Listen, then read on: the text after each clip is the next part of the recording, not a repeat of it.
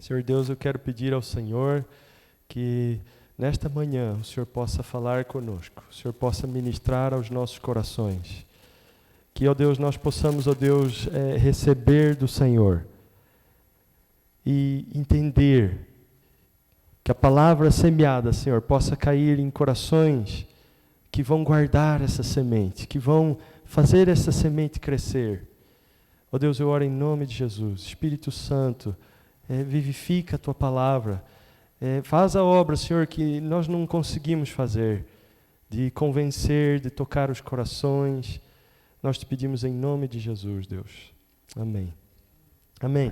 Eu queria que nós abríssemos a Bíblia em Lucas 15, e nós vamos ler uma parábola que Jesus contou, bem conhecida. É provável que você já tenha ouvido falar sobre essa parábola, já tenha ouvido alguma meditação acerca dela, e talvez até já tenha ouvido essas meditações que eu vou colocar aqui. Mas eu creio que Deus me levou a essa palavra para esta manhã, ok? Então, Lucas 15, do versículo 11, nós vamos ler aqui a parábola do filho perdido. É assim que tem o título aqui. Mas vamos lá, a partir do versículo 11. Jesus continuou: um homem tinha 2 filhos. O mais novo disse ao seu pai: Pai, quero a minha parte da herança. Assim ele repartiu sua propriedade entre eles.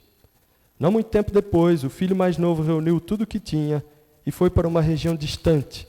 E lá desperdiçou seus bens vivendo irresponsavelmente. Depois de ter gasto tudo, houve uma grande fome em toda aquela região e ele começou a passar necessidade. Por isso foi empregar-se com um dos cidadãos daquela região, que o mandou para o seu campo, a fim de cuidar de porcos. Ele desejava encher o estômago com as vagens de alfarrobeira que os porcos comiam, mas ninguém lhe dava nada.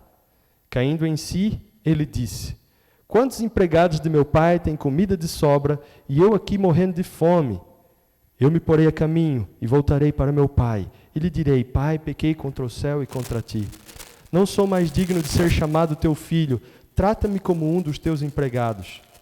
A seguir, levantou-se e foi para seu pai. Estando ainda longe, seu pai o viu e, cheio de compaixão, correu para o seu filho e o abraçou e beijou. O filho lhe disse: Pai, pequei contra o céu e contra ti.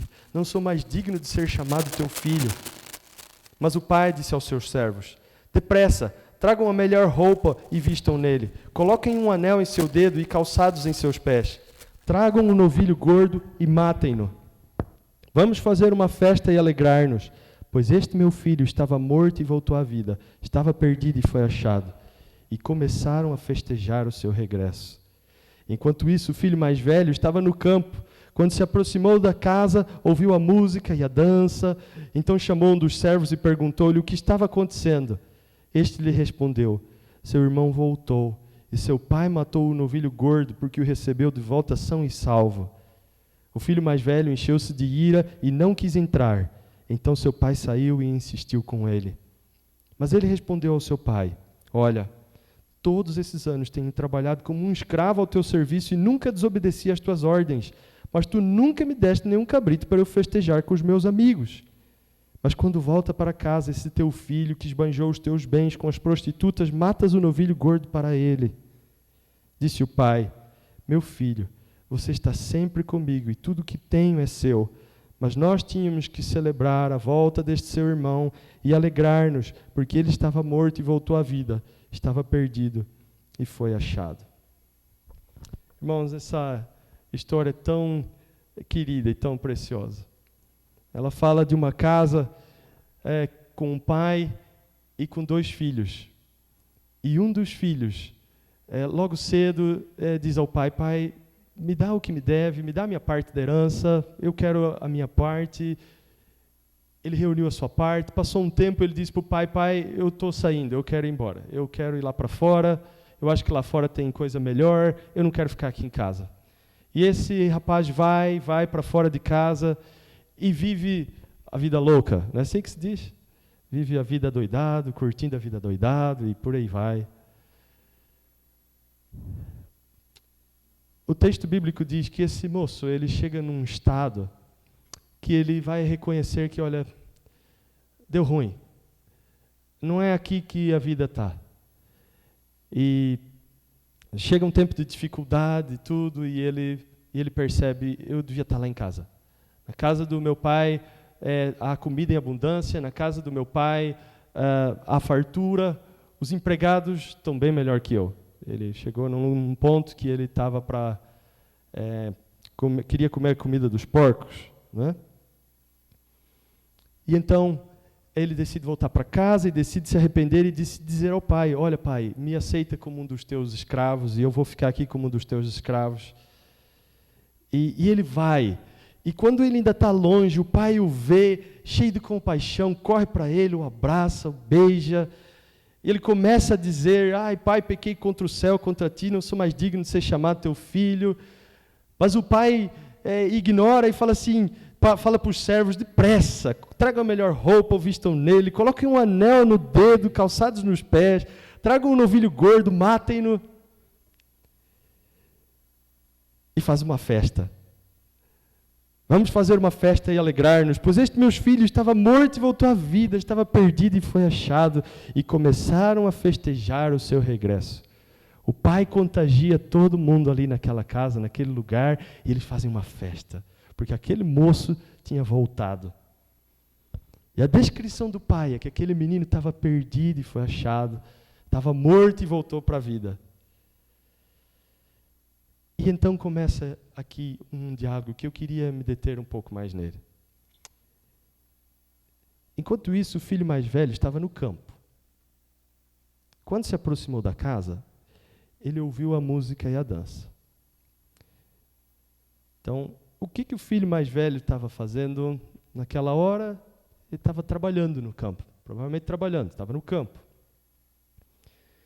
E ele chega perto da casa e, de repente, ele ouviu a música e a dança. Já alguma vez você está assim meio cansado? Não pode sair daqui, né? A gente fica nervoso e sai andando, mas tem que ficar aqui. Ok. Mas você já viu, já teve um dia cansativo? E, de repente, você, no final desse dia cansativo, você encontra alguém super animado e super empolgado fazendo festa? Qual que é a sensação que dá? Dá uma certa irritação. Vocês concordam comigo? Porque, assim, você está lá no duro. Esses dias a gente estava trabalhando bastante lá na UTI. Eu tinha umas colegas mandando foto delas na praia, que estavam na praia mostrando foto do mar. Irrita um pouco. Mas a cena era essa. Ele estava no campo trabalhando e, de repente, ele ouve o barulho da dança e da música. E não sei se vocês ouviram, hoje de manhã eu tive a curiosidade de pesquisar música judaica. Eu vou pôr aqui, vou ver se sai no som, para vocês ouvirem. Música judaica é alegre demais, para quem está cansado. Então, o negócio... Vamos tentar aqui. Dá para ouvir?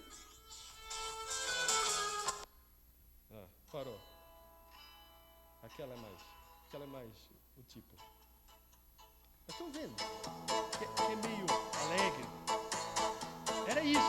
Agora, pensem isso. Ele ouvindo isso, aquelas músicas, tudo alegre, e o pessoal dançando. E a dança dos judeus, se vocês forem pesquisar, também é assim. É igual festa junina. Você vai, pega o braço do outro e tal, e abraça, e vai, e lança as pernas. E eu acho que eles estavam lá, assim, aquela alegria toda, né? E ele veio aqui, ele falou assim: vai, não me avisaram dessa festa. O que está acontecendo aqui? Ok. Não me avisaram que ia ter essa festa. Então ele ali, voltando do campo, ele pergunta, e um dos servos responde: seu irmão voltou, e seu pai matou o novilho gordo porque recebeu de volta são e salvo. Bom, já tinha uma festa que ele não tinha sido convidado. Sim, não deu tempo. Ele estava no campo. E ainda por cima, era para o irmão. E ainda por cima, matou um boi gordo, um novilho gordo. E aí deu, né? Aí encheu a tampa e ele falou assim: não, é muito para mim. E o texto bíblico diz que o filho mais velho encheu-se de ira e não quis entrar. Você ia querer entrar? Aquele filho, irmão seu, foi embora, bagunçou tudo, gastou tudo, entristeceu o seu pai, ficou longe, não quis saber da família, e de repente volta, e seu pai simplesmente faz uma festa, e está tudo bem. Não é justo. Não soa justo. E ele encheu-se de ira e não quis entrar. Ele falou assim, eu não vou entrar nessa festa, não vou participar disso. Meu pai, no mínimo, está sendo injusto aqui. E esse menino não merece nada. Né? Eu imagino ele pensando, e ele devia andar de um lado para o outro e falar assim, não vou. E o texto diz que então seu pai saiu e insistiu com ele. Então o pai saiu para insistir com ele. Vem para dentro, vamos para a festa. Vamos participar da festa. E daí ele põe para fora o que estava dentro. Então o filho mais velho vai explicar por que ele não entrou. E eu queria que a gente prestasse atenção nisso aqui. Ele diz assim, mas ele respondeu ao seu pai, olha, todos esses anos tenho trabalhado como um escravo ao teu serviço e nunca desobedeci às tuas ordens.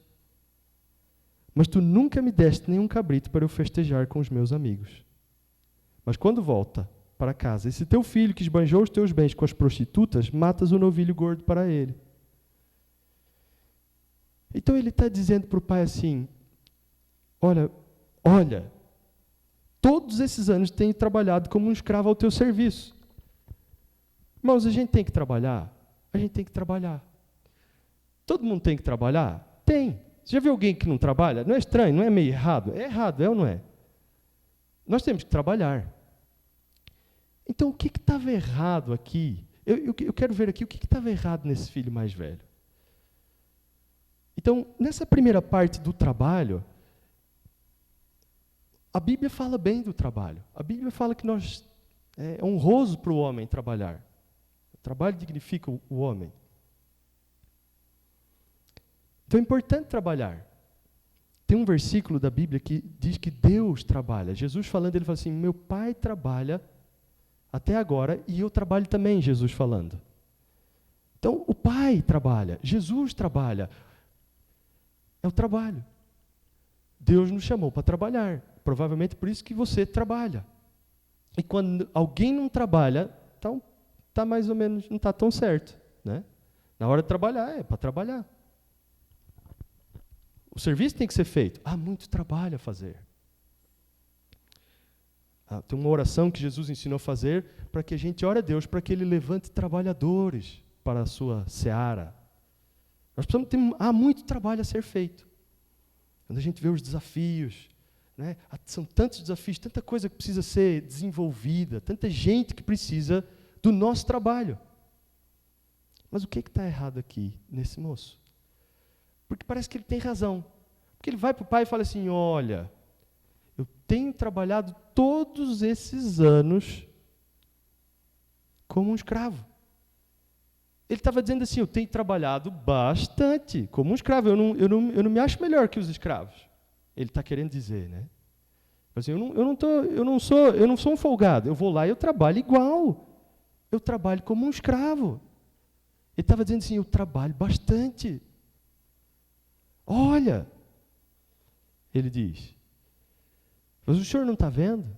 Dá essa impressão que ele diz isso, né? O senhor não está vendo? Eu trabalho como um escravo. E, gente, às vezes é isso que tem dentro da gente. Você se já sentiu assim, sobrecarregado, trabalhando muito? Que o mundo está sobre as suas costas e que você está trabalhando tudo? E que você está levando o piano nas costas sozinho? E você está meio cansado disso? Fala assim, de novo, eu tenho que acordar de novo, fazer tudo isso. Estou trabalhando bem. E não parece que eu estou assim muito recompensado. Eu estou... Mas o que está errado nessa colocação desse moço? E uma das coisas que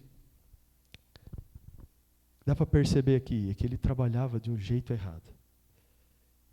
Ele trabalhava como um escravo. Mas ele não era escravo. E não era para ele trabalhar como um escravo. Era para ele trabalhar como um filho. E, gente, vou só adiantando. Filho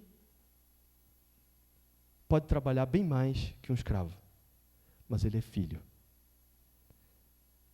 Quando o filho trabalha, ele pensa assim: isso daqui é meu. Eu vou trabalhar bastante, mas isso aqui é tudo meu. Vou tentar uma imagem aqui. Quem vocês acham que trabalha melhor? O filho do dono da padaria ou o empregado da padaria? Quem quer fazer aquilo dar certo e se esforça? Quem que vai dar o sangue naquilo? É o filho. Mas o que ele sente quando ele está trabalhando? Ele sente alegria. Porque aquilo ali é dele. Aquele moço trabalhava como um escravo. Ele se sentia como um escravo. Tem que trabalhar de novo. Lá vou eu ter que fazer outra vez. Lá vou eu ter que levantar cedo. Mas aquela postura estava errada. Era para ele trabalhar como um filho. E não como um escravo. O escravo, ele trabalha porque ele tem que sobreviver. E ele trabalha porque ele tem que trabalhar. E não tem jeito. O filho, ele trabalha porque é dele. O filho, ele trabalha porque ele quer que dê certo a fazenda.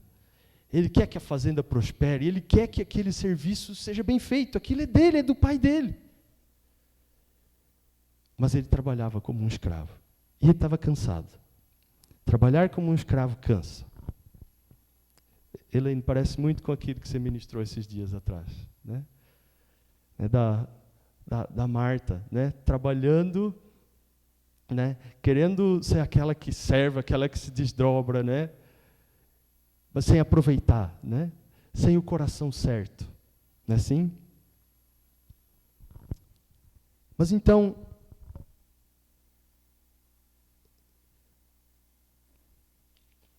ele tinha a postura errada. Ele estava trabalhando como um escravo, né?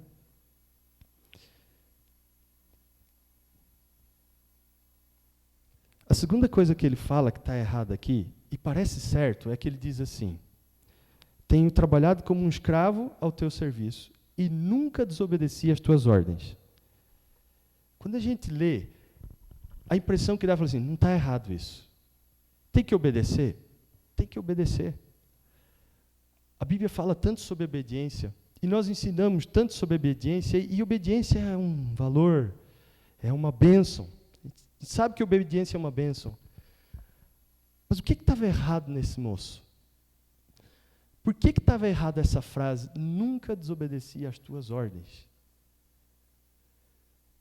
Irmãos, o que esse moço transparece quando ele diz isso é que ele obedecia porque ele tinha que obedecer. Ele obedecia porque ele era obrigado a obedecer. Porque era o certo a se fazer. E eu creio que há um momento que a gente tem que ser ensinado assim. A gente ensina os pequenos, né? Você vai fazer isso porque você tem que fazer. Não vamos ficar aqui filosofando, não. Estava ouvindo o Daniel falar, né, dele lidando com os filhos. Tem hora que você não tem que dar muita explicação. Você vai obedecer e ponto, não é assim? Mas passa um tempo. E nós precisamos entender que a obediência é por amor. Eu obedeço porque eu amo. Tem um versículo que talvez a gente possa entender ele às vezes errado. Que diz assim: aquele que tem os meus mandamentos e os guarda, esse é o que me ama. Conhece esse versículo? Está em João 14. E esse versículo, a priori, ele parece dizer assim: olha, a pessoa que obedece é a que está amando. Mas, na verdade, o que esse versículo está dizendo é que uma marca da pessoa que ama é que ela obedece. Eu obedeço porque eu amo, não porque eu tenho que obedecer. Eu obedeço porque eu quero. Eu vou dar uma ilustração para tentar explicar isso. Pensem vocês que eu chego em casa com umas rosas, eu chego em casa com rosas para a Tatiana, e eu digo assim: Tatiana, estão aqui suas rosas. Comprei. Pega. Já está aí. Suas rosas, ok? Já fiz hoje, acabou. É isso, é dia dos namorados, olha, está aí, pronto, beleza. Agora eu vou ali assistir uma televisão. Faz sentido esse gesto? Não faz sentido. O que faz sentido é eu trazer as rosas e falar assim, olha, Tati, eu trouxe essas rosas porque você merece e porque eu te amo. É por isso que a gente leva rosas, é por isso que a gente obedece o Senhor, é porque a gente ama, é porque a gente tem que obedecer. Assim? Eu creio que talvez Deus tenha que trabalhar nos nossos corações, né? E nós precisamos às vezes falar com o Senhor, Senhor, trabalhe no meu coração. Deus, hoje estou indo na igreja hoje porque eu tenho que ir. Deus, hoje eu estou fazendo isso aqui porque o meu coração não está nisso. Nós precisamos orar essas coisas diante de Deus, para que aquilo que a gente faça por amor, porque a gente ama o Senhor. E é tão surpreendente, né? O último grupo de comunhão, o dia foi bastante pesado, bastante difícil. E quando eu cheguei para ir no grupo de comunhão, talvez eu não queria estar ali. Mas eu falei assim, não, vamos começar orando. Eu sei que esse é um bom lugar para estar. Então eu falei assim, Deus me ajuda, me dá graça aqui. E corrige meu coração. E deu logo ali uns 2, 3 minutos de conversa. Pronto. Eu falei assim, esse é o melhor lugar para estar. E eu já sabia que eu tinha que estar ali com os irmãos. O Sérgio, o Luciano, a Adriana, a Sandra, a Tati, a Antônia, a tia Madá. E a Viviane, é uma bênção. E pronto, eu estava ali por amor. Eu falei assim, terminou a reunião, eu falei assim, coisa boa demais. Que bênção. Mas por amor, não porque eu tenho que ir. Né? E também tem uma questão aqui de justiça própria nesse menino. Eu nunca desobedeci às tuas ordens. Imagina o esforço para obedecer do jeito certinho sempre. Que cansaço não dá isso. Quando você tem um coração errado. Cansa. A justiça própria, ela cansa. A justiça própria, ela exaure. Vai chegar uma hora que você não aguento mais obedecer porque eu tenho que obedecer. Mas aquele moço precisava obedecer por amor. Uma terceira coisa aqui é que ele diz assim, eu estou todos esses anos trabalhado como um escravo ao teu serviço, nunca desobedeci às tuas ordens, mas tu nunca me deste nem um cabrito para eu festejar com os meus amigos. Nem um cabrito. E a minha impressão é que esse moço, ele trabalhava, em algum momento ele estava esperando aquele cabrito, mas não veio. Ele estava se esforçando, mas o cabrito não chegou. E às vezes essa é a história nas nossas vidas. Às vezes a gente dá um duro, faz as coisas certas, trabalha, e às vezes a gente não vê aquele cabrito chegar. E às vezes isso é uma coisa que não acontece no seu serviço, que você gostaria que acontecesse. É um reconhecimento de algum familiar, é o reconhecimento de algum parente. Você estava esperando, porque você se esforçou, porque você deu um duro, e não chegou. Aquele reconhecimento não veio. Cadê o cabrito? Nem um cabrito. E isso também cansa. Fico pensando se estava errado esse moço querer um cabrito. Acho que não. Querer o cabrito não é certo. Mas também, você quer o cabrito e o outro lá veio, não fez nada e ganha o boi gordo, não parece certo. Mas havia uma graça. Esse moço não conhecia a graça. Ele estava fazendo as coisas para algum dia conquistar o cabrito. Ele trabalhava como quem quer conquistar o cabrito. Ele obedecia como quem quer conquistar o cabrito. E vou dizer uma coisa, se você está nessa da obediência e do trabalho para conquistar o amor do Pai, desiste. O cabrito não vai chegar porque você está se esforçando para agradar seu Pai. Não. Para de tentar conquistar o cabrito. Para de tentar conquistar a graça. A graça é a graça. É favor que você não merece. A Bíblia descreve isso. A graça é um favor que você não merece. Não conquiste a graça. No amor do Pai, você não precisa conquistar o amor do Pai. Foi o que aconteceu com o filho mais novo. Ele não precisava conquistar o amor do Pai. Ele chegou, o amor estava lá. Ele foi abraçado, foi recebido, e o Pai fez uma festa, sem ele merecer aquilo. é a graça. A palavra de Deus diz, de graça recebeste, de graça dai. De graça você recebeu. Não é seu esforço que vai fazer conquistar. Não é sua obediência, não é seu trabalho, não é. Deus vai dar. Também porque Ele ama e por causa da graça. Agora, uma coisa que eu tenho aprendido é que a palavra de Deus usa também muitas vezes a palavra esforço. Eu queria fazer essa parte aqui. Domingo passado, nós tivemos uma palavra preciosa aqui. E o pastor Euclides estava nos ensinando e ele estava falando sobre nos esforçarmos para sermos santos e para termos paz com todos. Então, e aí? Precisa esforçar ou não? Irmãos, graça é o oposto de mérito. Graça é o contrário de mérito. Você nunca vai merecer o boi gordo. Você nunca vai merecer o cabrito.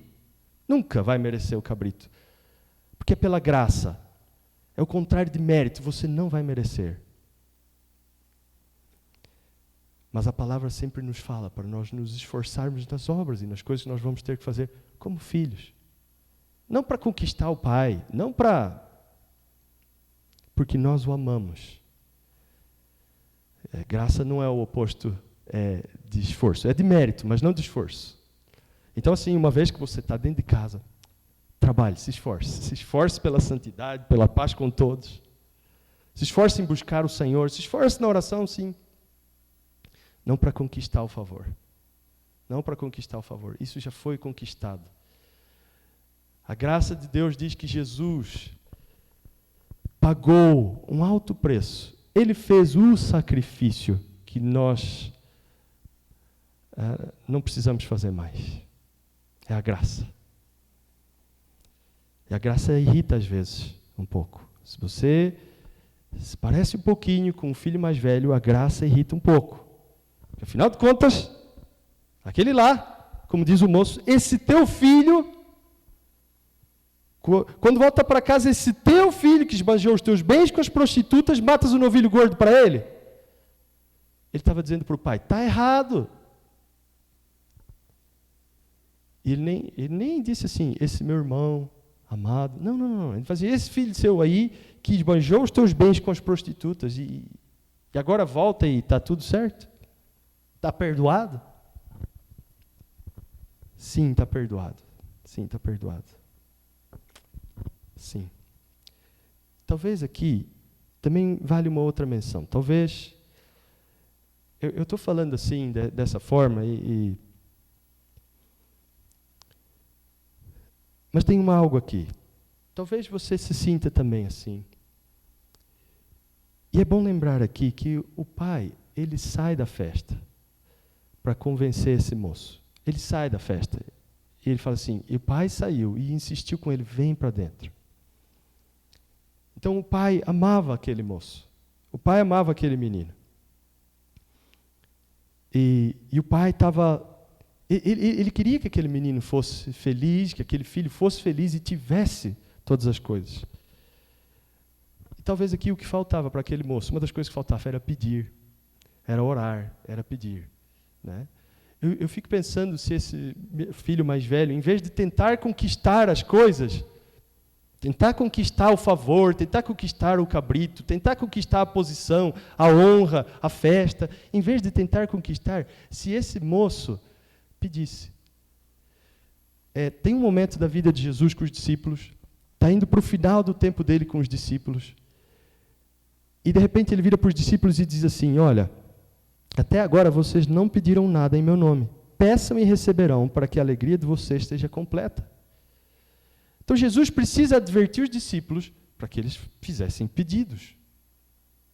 Vocês não pediram, vocês não conseguiram porque não pediram. E peçam para que a alegria de vocês seja completa. O pai quer dar um cabrito, o boi gordo. Eu creio que se esse moço tivesse pedido o boi gordo, ele tinha ganhado o boi gordo. Ele não pediu. Ele estava tentando conquistar.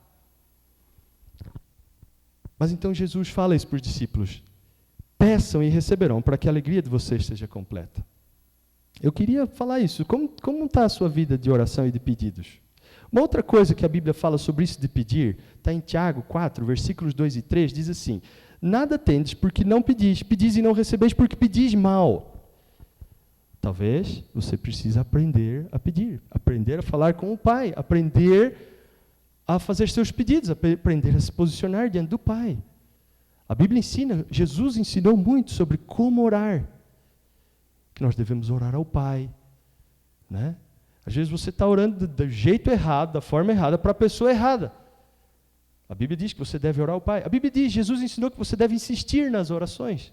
Você deve insistir. Tem coisas que você pede e recebe, tem coisas que você precisa buscar. Buscai e achareis. Tem coisas que você precisa bater até que uma porta se abra.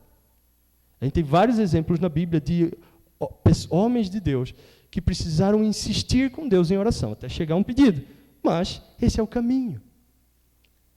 Esse é o caminho. Então, talvez a vida de oração é algo que pode ajudar, né?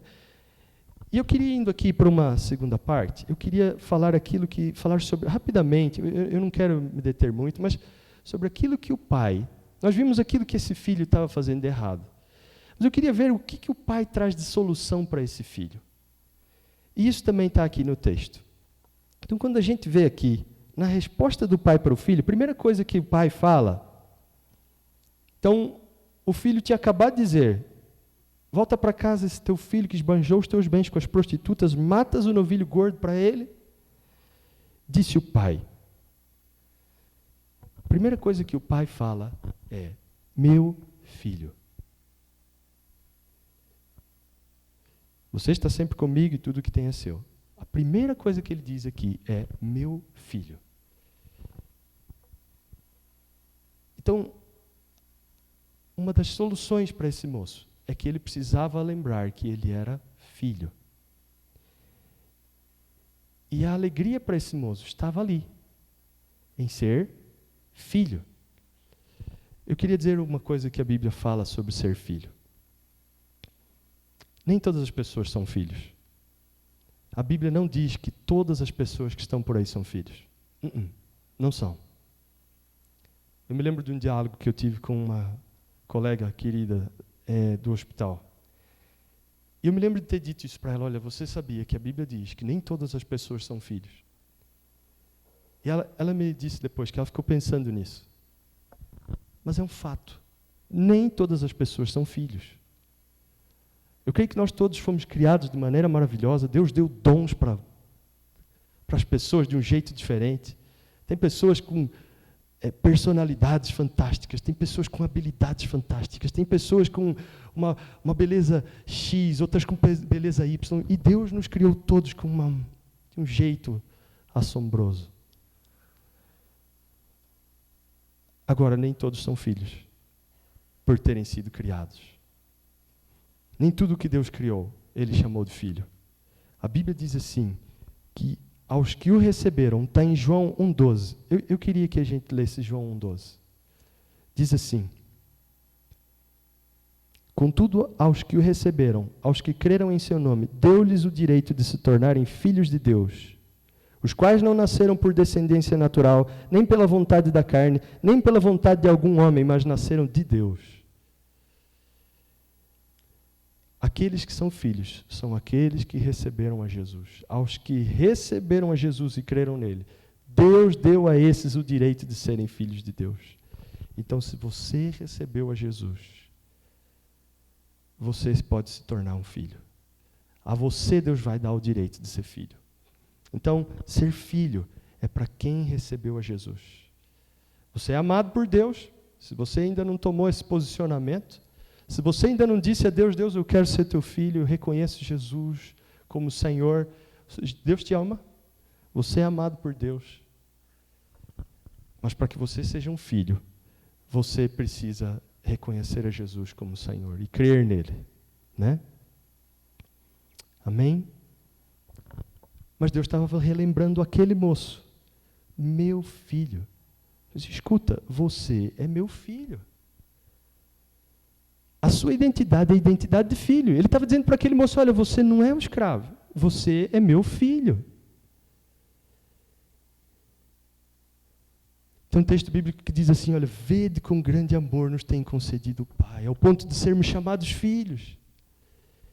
Irmãos, nós temos uma tendência a esquecer isso, de esquecer essa identidade. Eu tenho assumido um compromisso de acordar e quase todos os dias eu lembro disso. Eu quero viver como filho.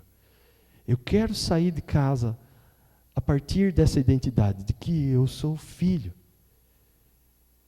E se você é filho do Pai, do dono de tudo, então as coisas mudam. Então a moral muda. Então a confiança muda. Porque você é filho. Você pode andar por aí confiante. Você é filho. E é essa a primeira coisa que o pai lembra para ele. Meu filho, você é dos meus, você é meu filho. Irmão, que Deus ressalte isso no seu coração. Que Deus diga isso lá para dentro. Você é meu filho. Você não é órfão, você não é escravo, você não é empregado, você é filho.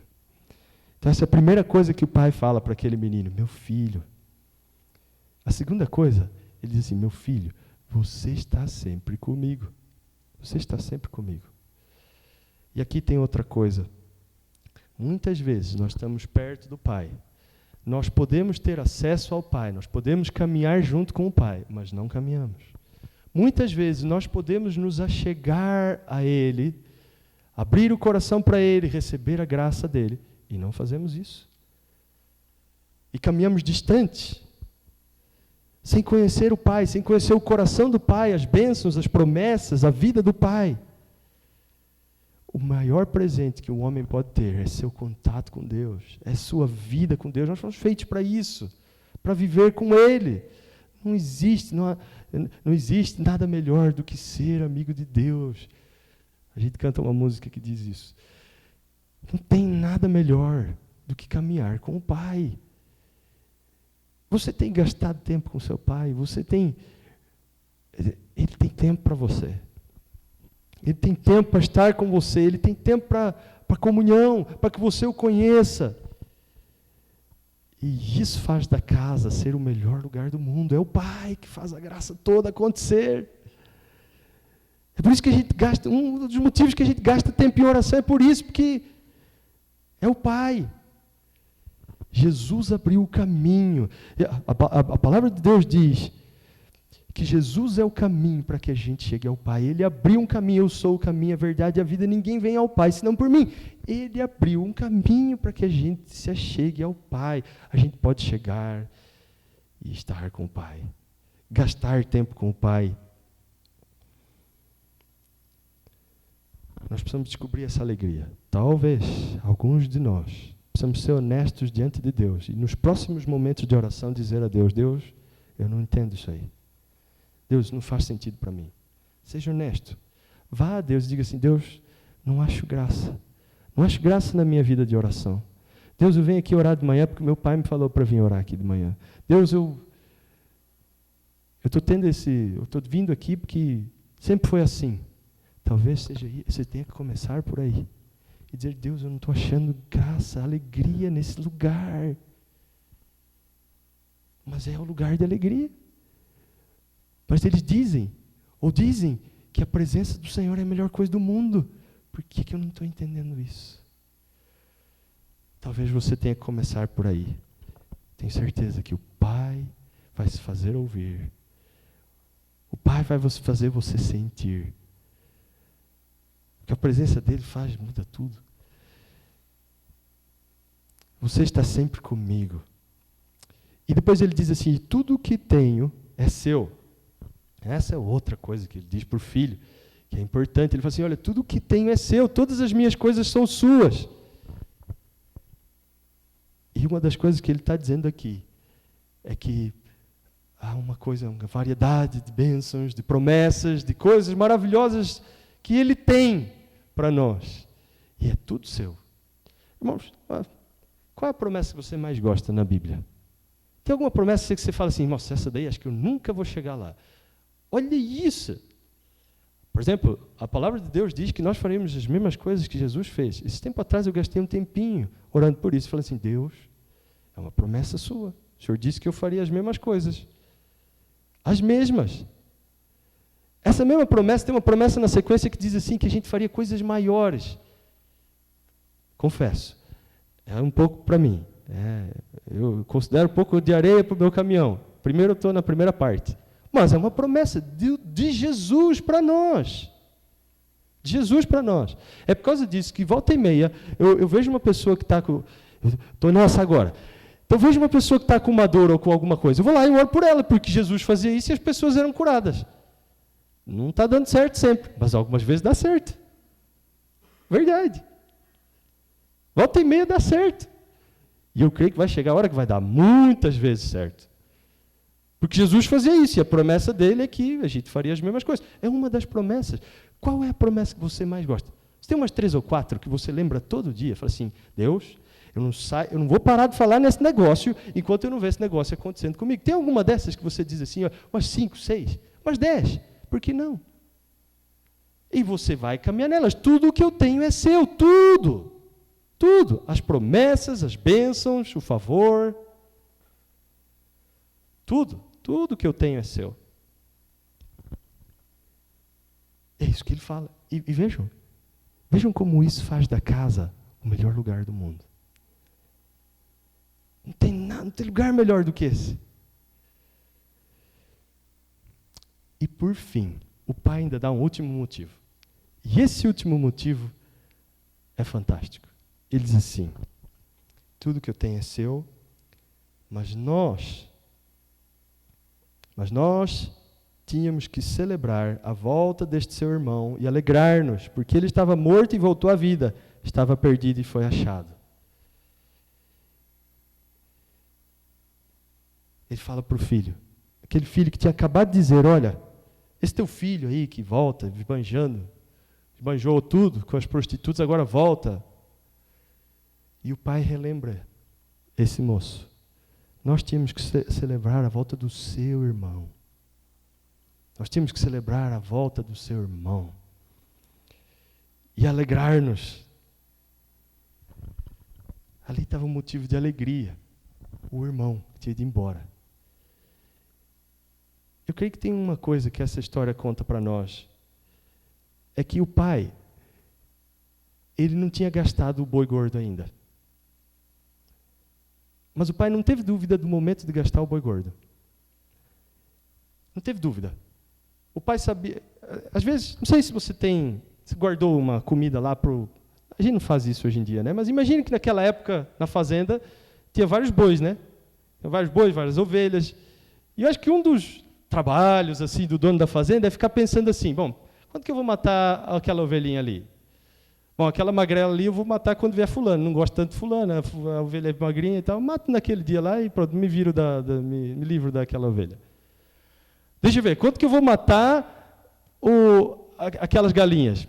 Minha tia gosta de galinha caipira. Quando ela vir, eu mato a galinha caipira. E o fazendeiro também tem que ficar pensando assim, o que eu vou fazer com aquele boi gordo? Acho que vou deixar para o Natal, na Páscoa, não sei. Só que no meio desse planejamento, chega o filho mais novo. E daí, não há dúvidas. O pai nunca tem dúvidas sobre para quem vai o boi gordo. Quando se trata de um filho que está voltando. E esses dias atrás, eu creio que o Senhor estava ministrando isso sobre mim. Me fazendo lembrar e pensar que o Senhor, Ele gosta dessas pessoas que voltam. O prazer dele está quando essas pessoas voltam para casa. E a gente não tem a mesma alegria. E a gente não se envolve tanto assim.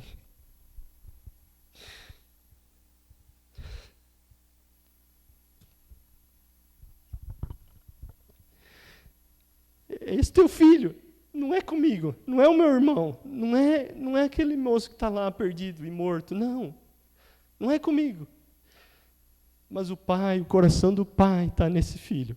O coração do pai está, a alegria do pai está quando esse moço volta para casa. Nós precisamos aprender essa alegria, que o Senhor nos ajude, que o Senhor nos dê a graça de ter esse coração.